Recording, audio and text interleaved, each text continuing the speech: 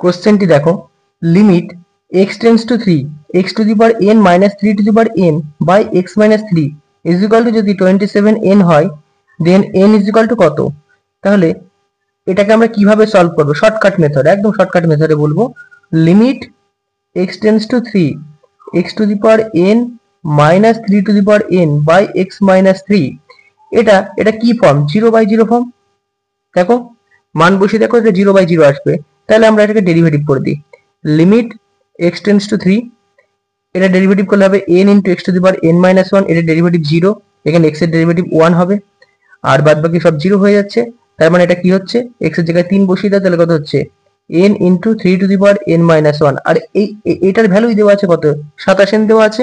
তাহলে এখানে আমরা 27n বসিয়ে দিলাম। তাহলে n দুই দিক থেকে উঠে গেল, 3 to the power n minus 1, 27 মানে কি 3 কিউব, তার মানে 3 আউট হয়ে গেলে কত হচ্ছে? n মাইনাস 1 সমান সমান 3, দেন n is equal two 3 plus 1, অতএব n is equal two 4। This is the right answer.